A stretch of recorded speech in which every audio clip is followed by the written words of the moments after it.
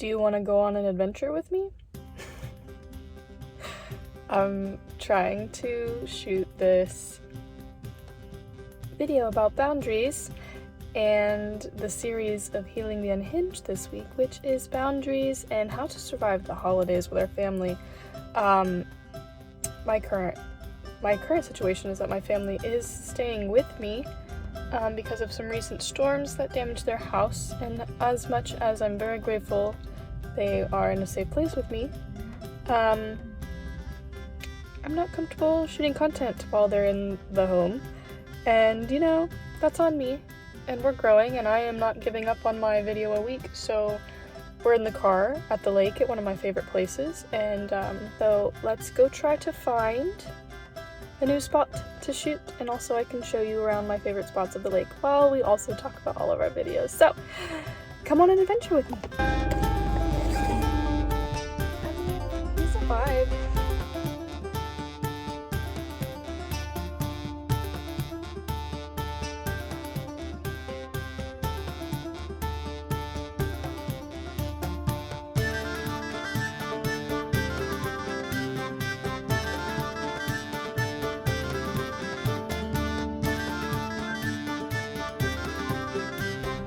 We're safe now. I think we're safe to shoot. It's fine. We're not gonna get picky. Otherwise it just won't get done. So let's do it. The goal is to get a video a week. Perfection's out the window. Let's do it. Dear kitten, it's that time of year, the holidays, which can be a time of joy, but let's face it, they can also bring up a whole range of emotions, especially when family is involved. As we step into the holiday season, it's essential to acknowledge that it's natural for a wave of emotions to hit you this time of year. Whether you're eagerly anticipating festive celebrations or feeling a bit uneasy about family gatherings, your feelings are valid. Let's talk about understanding our feelings. If the thought of family gatherings brings you a sense of unease, it's crucial to take a moment for introspection. Your emotions are valid, and understanding them is the first step towards a holiday season that aligns with your well-being. Recognizing these feelings is not about assigning blame. It's about understanding why certain situations trigger you. The more we know about our triggers, the less control that they have over us. And I want this to really soak in for you. I'm gonna restate it because it's really important. The more that we learn about the things that trigger us, the less control they have over us. So important. As we evolve, family relationships can sometimes feel like they haven't kept up. You might find yourself in spaces where these old dynamics just don't resonate anymore, and that's perfectly okay. So my gist of the whole understanding our feelings is I have a couple examples that I want to go through with you. Family dynamics. Reflect on the dynamics within your family. Are there unresolved conflicts or ongoing tensions? Is there certain little like spits or spiffs that go on anytime everyone's together? Maybe your aunt and your uncle kind of get into an argument or something, and that just gives you a little bit of uneasement where you don't want to be around them. Or maybe your grandmother or mother-in-law or father-in-law or some kind of in-law, or maybe it's your cousin. I don't know. Maybe there's just always some kind of something that seems to arise, or there's like hidden beef that never gets addressed, or there's a conflict that's been going on for years and it just never resolved itself, or everyone just kind of ignore it, or it gets brought up every single holiday. So pay attention to that kind of stuff of why you're feeling a little anxious. The next example is expectations versus reality. So do you have this like extravagant idea of what the holidays are going to be like, or what the day is going to play out like, and then if it doesn't happen you get really upset? Or maybe someone in your family does that. See if that is what's causing the uncomfort feeling. I know that there's sometimes that in my mind I feel like, oh my gosh, like this Christmas or my birthday or whatever has to be like the most special day, and I want to feel so special. I want it to be so special. And then if it kind of leaves you feeling disappointed, and then it just feels like the whole holiday or the day was kind of ruined, let's navigate that. And honestly, I have done that. I used to get really worked up about my birthday or even Christmas, and it used to make me really upset when it didn't go how I wanted. And you know what, let's analyze this. I think that I used to get birthdays, especially, I'm gonna use the birthday example. It reminds me of that episode of New Girl when it's Jess's birthday and she gets really high expectations, so she decides she's just gonna take herself to the movies every year so she has something that she looks forward to. I am really curious to why that is a thing, and you know, I haven't even really fully understood why it's like that. The only thing I've found to do that for myself is like on my birthday every year I spend some time by myself and I just reflect on all the things that I've learned, all the things that I've done, and what is it for the next year that I want to grow in and what do I want to achieve. And I used to think that my birthday had to be the most special day. I wanted to feel valued. I wanted to feel special. I think I felt very unvalued and very unspecial. And I guess I always thought my birthday was a day for people to actually pay attention to me. And I think that I was always in relationships where I didn't feel special or valued, so that could play a big factor in it. So I started doing stuff that I wanted to do on my birthday. Like, I'm not going to take time and wait around for people to do it. I either, one, tell them, hey, I want to do this, this, and this. You can either come with me or I'm going to go by myself. Or I try to live every single day amazing, to where my birthday is another day and it is another reason for celebration, but also like it doesn't need to be so spectacular because it's my birthday, because I do a good job at living each and every day up to the standards that I would want, like if it was my birthday or like it was my last day. Does that kind of make sense? So anyway, that helped me. Let's go through the rest. All right. Oh yeah, now we can get cozy. Okay. Next example. As individuals evolve, they may find that certain family dynamics no longer align with their personal growth. Take a moment to consider what specific aspects might be triggering these emotions for you. This is really important, especially if you are new on a personal growth journey or you've taken a lot of time to try to be a better version of yourself and break out of different patterns, or you realize like why you do certain things, and if they are because of your family dynamics. This can be really hard if some of them seem stuck in their own ways. That can cause a lot of anxiety, and you're like, well, I don't want to be back around them because it's going to put me back into those spirals or back into those habits that I just finished breaking. So very, very understandable. Ask yourself, what specific situations or interactions trigger feelings of unease? Are there past experiences contributing to your current emotions? What aspects of family gatherings do you find most challenging? This is great. For me personally, if this helps, I think my family, there are a lot of women, which is fantastic, but in terms of the elders, I'm not saying that they're old, I'm just saying the more, I would say, head honchos of our family dynamic are men, and they do not know how to handle women or speak to women. And they're very funny. They use humor a lot to speak and to handle anything. So although that can be really fun and great, it can be really hard because you can be at the butt of one of those jokes.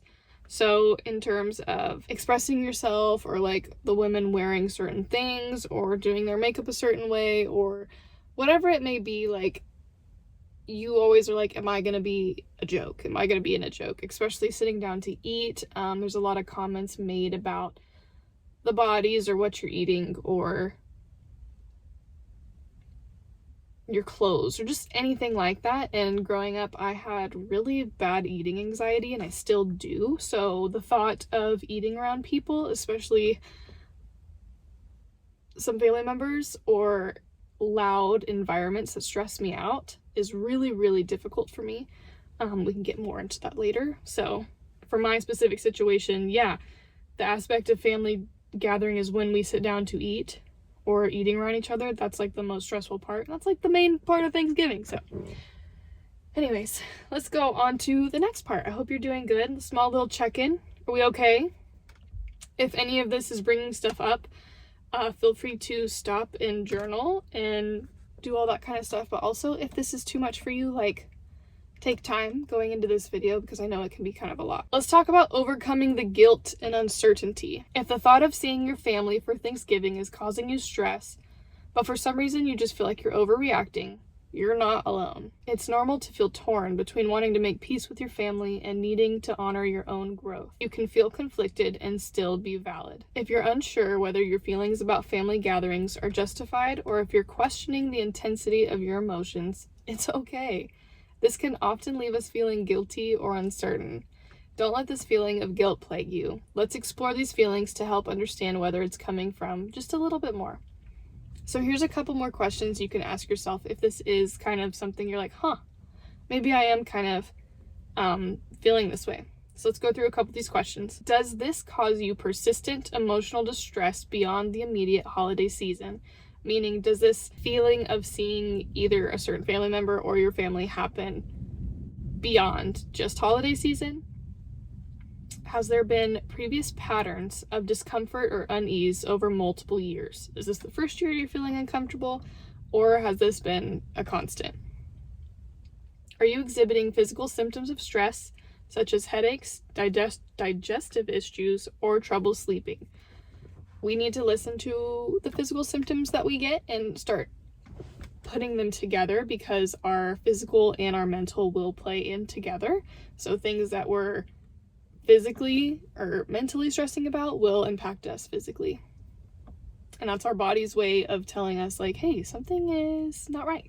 Do you use avoidance as a coping method? And I'm only looking because I do 100% and it's normal. I think a lot of us do. Have you talked to someone about this?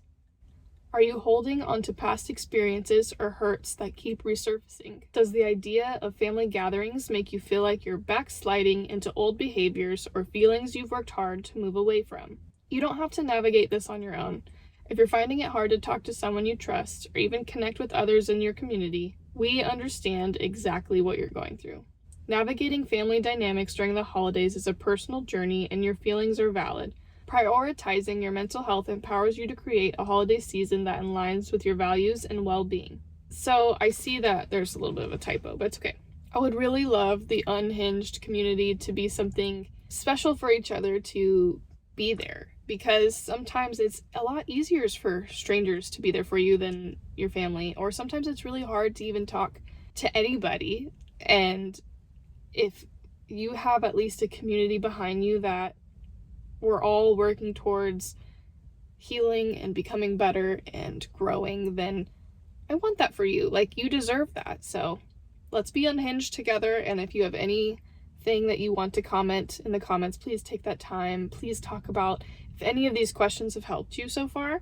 And then take your time to journal. You can pause the video if you want, but for now I'm going to go to part 2, the second newsletter that I sent out. The biggest thing I want you to know before we move on is that you've got this. It's not always easy understanding some of these things and understanding our emotions, but it's always well worth it. We're going to dive into creating a healing guide for ourselves.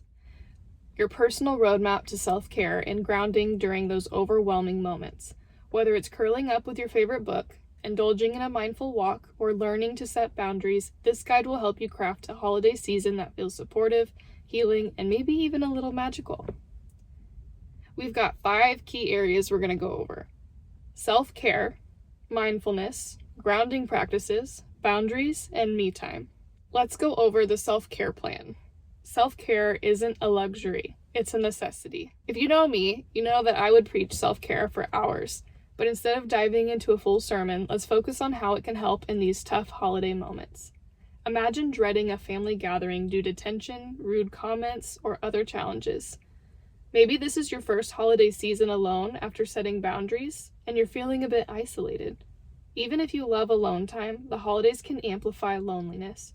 Preparing a self-care plan can help you stay grounded, whether it's before, during, or after these situations. Here are some self-care ideas. Physical self-care. What makes your body feel comforted? A warm bath, a cozy blanket, or a refreshing walk outdoors? Emotional self-care. How can you process your feelings? Does it involve journaling, calling someone you trust, or finding joy in a favorite hobby? Intellectual self-care. engaging your mind, so finding a way to get your mind off things, whether that's diving into a book, some smut, if you will, or any other kind of book, trying a puzzle, or learning something new that excites you. Sorry, I got distracted. There's someone walking next to me, but it's okay. It's just a nice guy on a walk. He's trying to do some self-care too. We love that. Social self-care. Do you need connection or solitude? Schedule a virtual coffee chat with a friend, or intentionally carve out quiet time for yourself.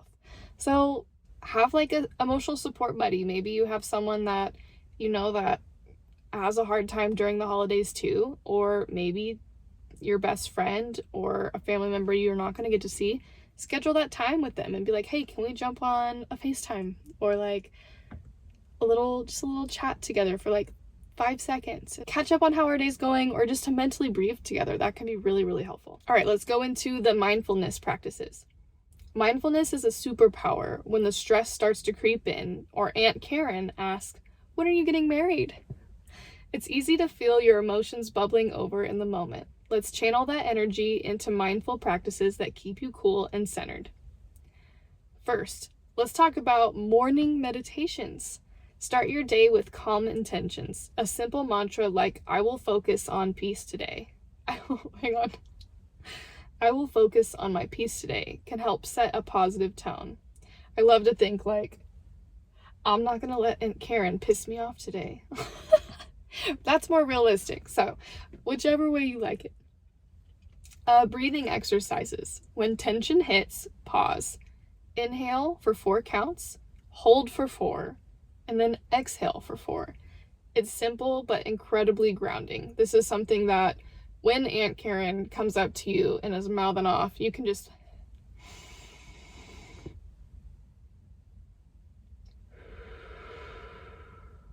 and sometimes you're going to need a couple of those, but take your time before snapping back. 1, you want to be a little bit more level-headed. 2, sometimes it's fine to cause a riot, but we want to riot in our own ways, and sometimes it's better to not let these people get under our skin, so let's take a moment and breathe and not let them trigger us, you know what I mean? It almost pisses them off more and then makes them want to leave you alone sometimes. So let's ground ourselves, let's breathe, we can do this.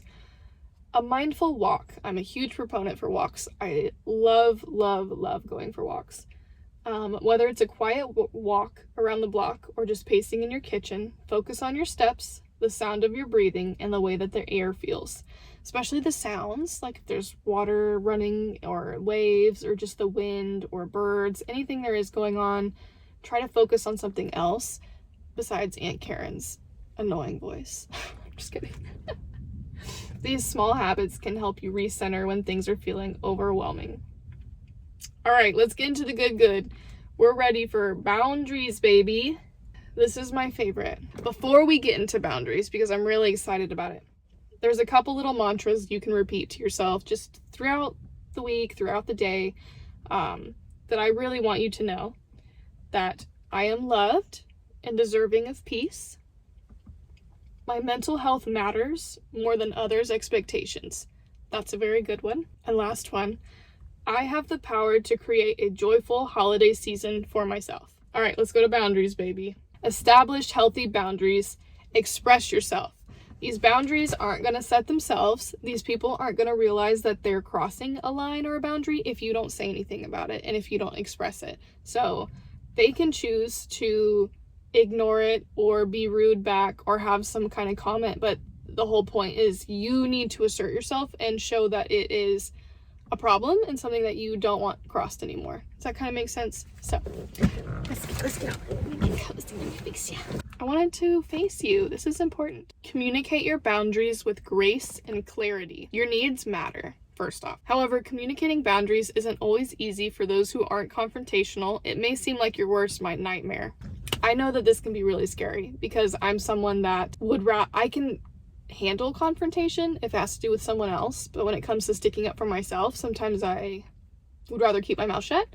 But the biggest thing that I've learned in the past couple of years for myself is if I'm truly going to love myself and care for myself, I need to stick up for myself and now I have a little bit less of a problem with it. But if you are someone, like, I still struggle with it sometimes. There are times that I'll just keep my mouth shut instead and just think of all these things in my head later.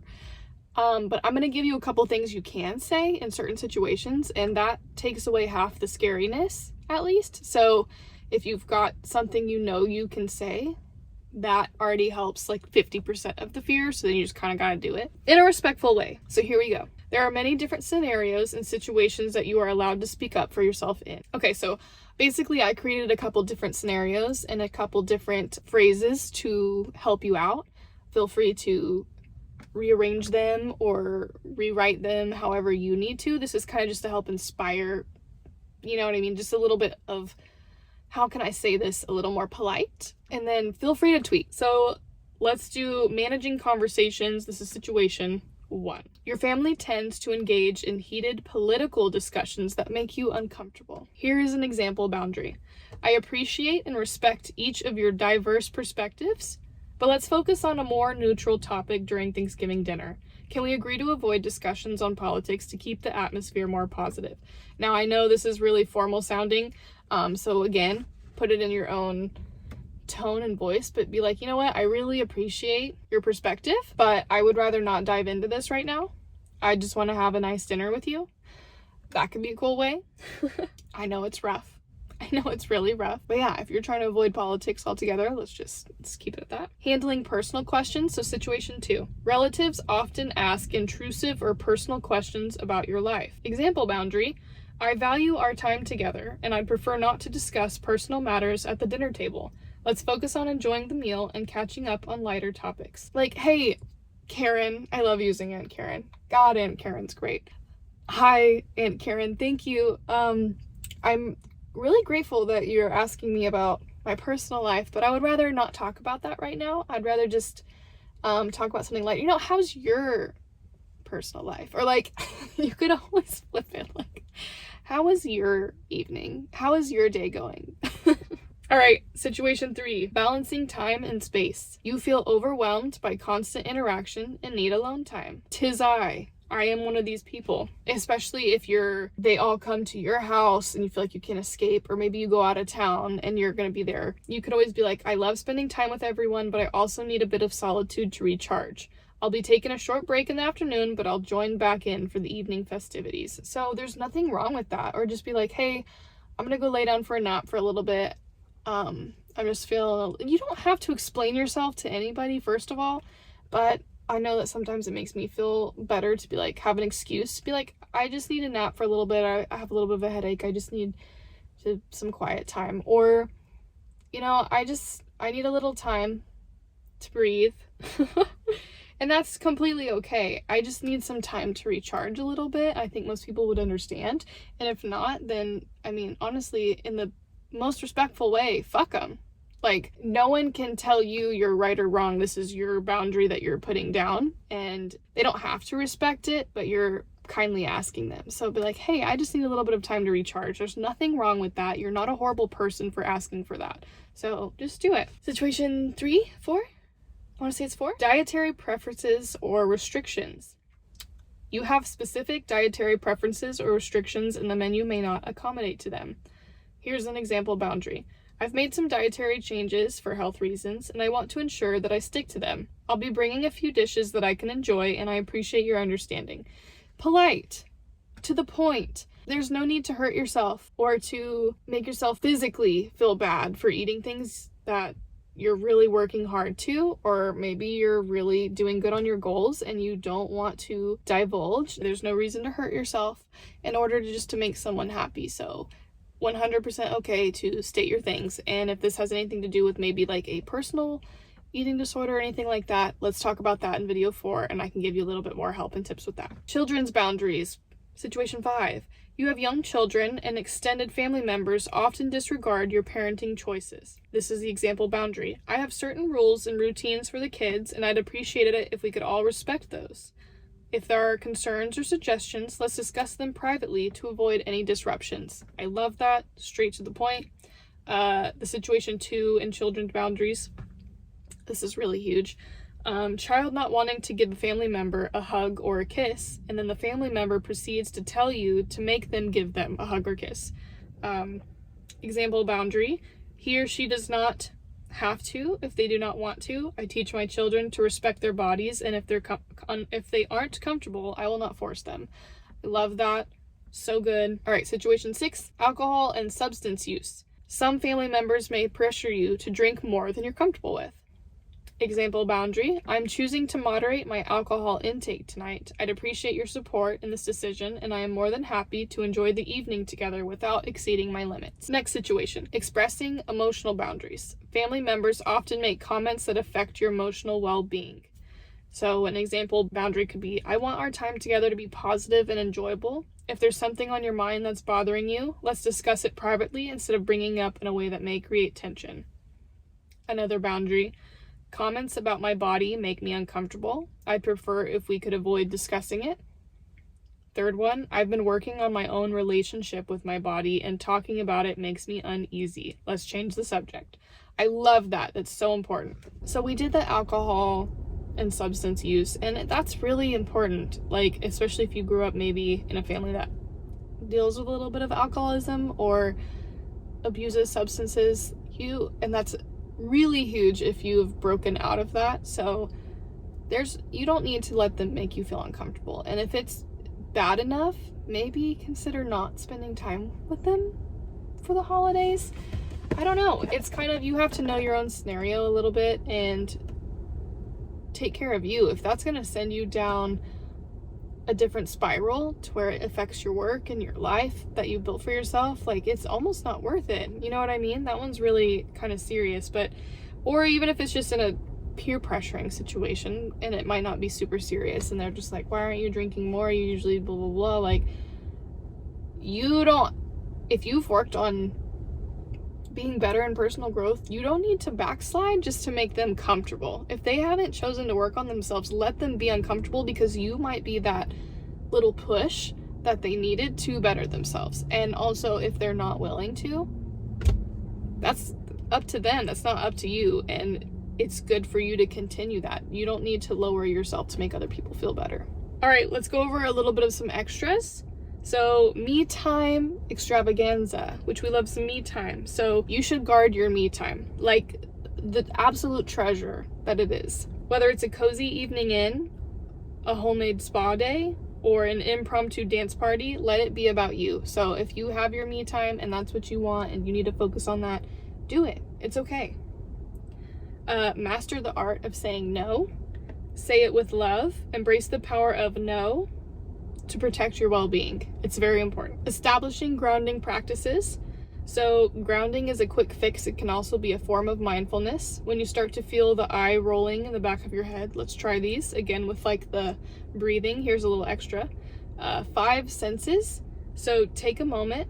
What do you see? What do you hear? What can you touch, smell, or taste?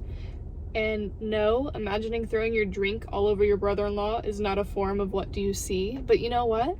Let me indulge with you. Fuck it. Imagine like, you know, like those movies where it's like, what could have happened, or like Mean Girls when they're all fighting and it's like an animal zoo. Like, imagine it. It's fine. Just don't act on it. Next is breathe in good vibes. Inhale the good, exhale the stress. That can mean whatever you want it to be. But what I'm gonna say is maybe a nice candle, or if you use essential oils, some kind of your favorite smell or perfume or scent that can help you kind of calm down, or a comfort item. Maybe bring a comfort item. This could be a blanket, it could be a book, or something small you can fit in your pocket so you can kind of like just touch it when you need to. Maybe it's your cat or your dog. If you're able to bring your pet and it won't be too stressful for them, that's always amazing. All right. Let's go into scheduling me time, even just a small 30-minute reset to get back into your mind and your body. You can take this time to meditate, read, have a nap, try a new skill, or sign up for a class that you've always wanted to take. If what you wanted to try is closed, look up a small YouTube tutorial or video to learn more about it. Sometimes like just getting to escape and look forward to something can be really helpful. So say you've always wanted to take like archery classes. So like, let's go watch a video on it. Or for me, like, I love watching kitten videos, especially like kitten care, because I like to foster. So Kitten Lady has millions of different videos about kitten care. I like to just go refresh my skills and my knowledge on some of those things, and it kind of just gives me a little getaway, a little escape, and it's really nice. So here's a couple extra little things. A reading retreat. Cozy up with a cup of your favorite beverage and get lost in a world of enchanting tales.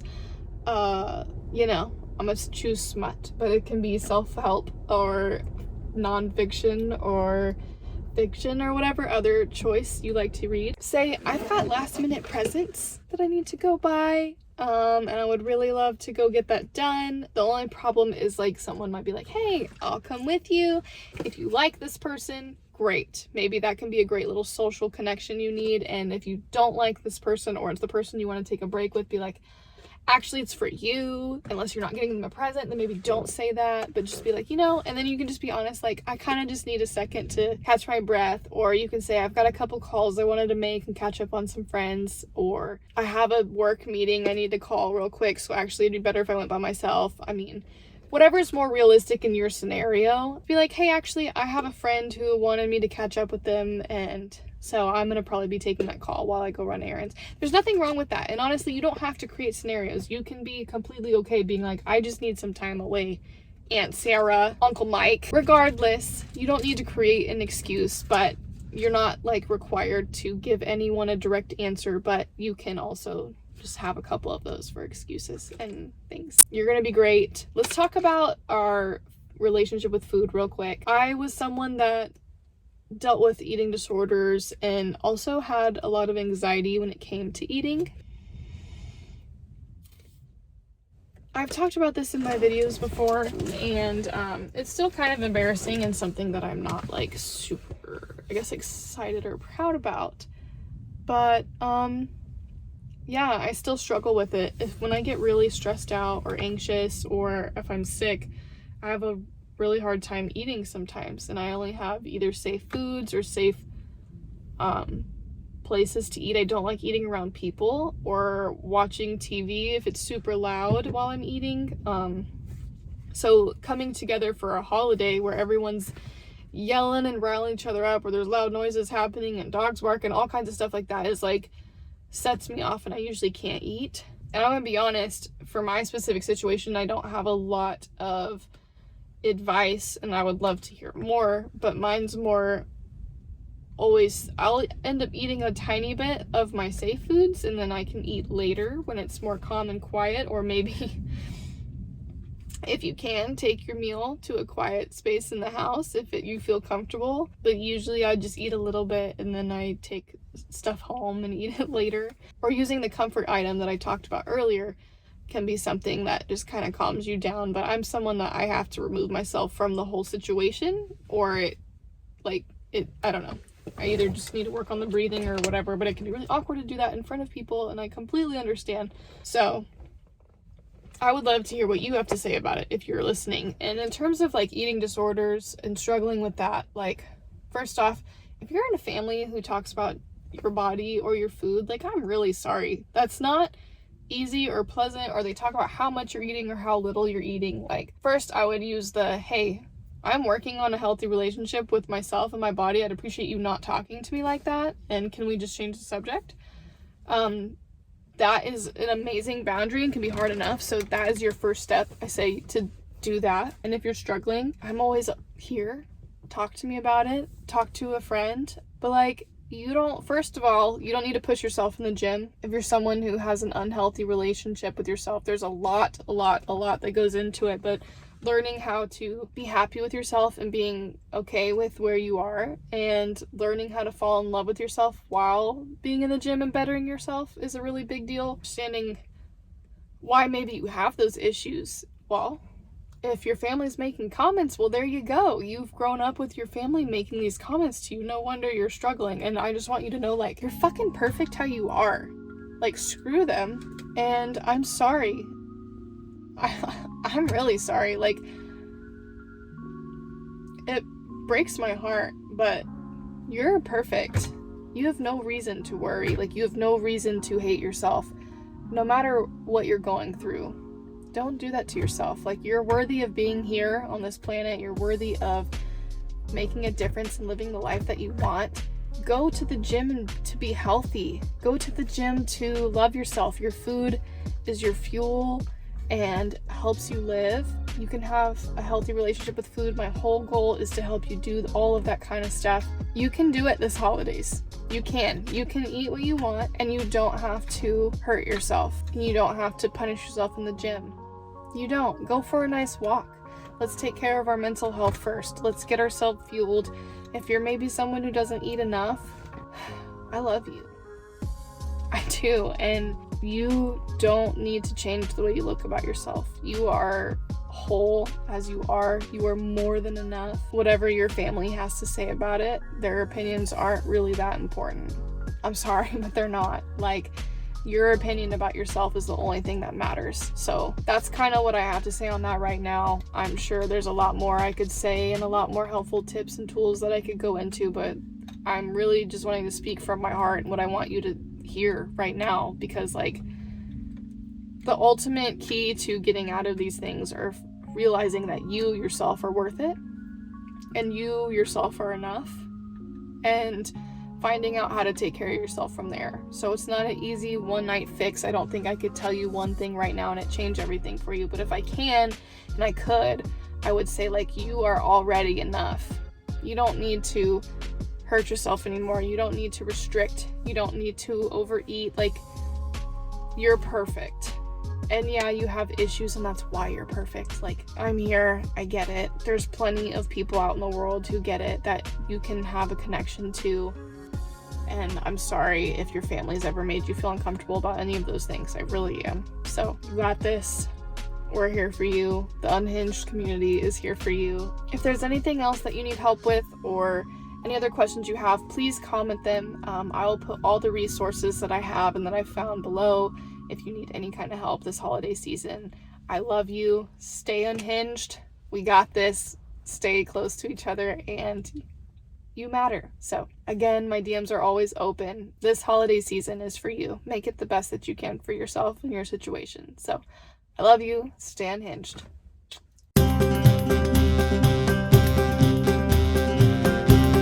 Next example.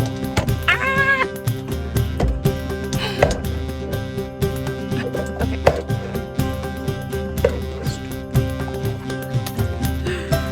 This is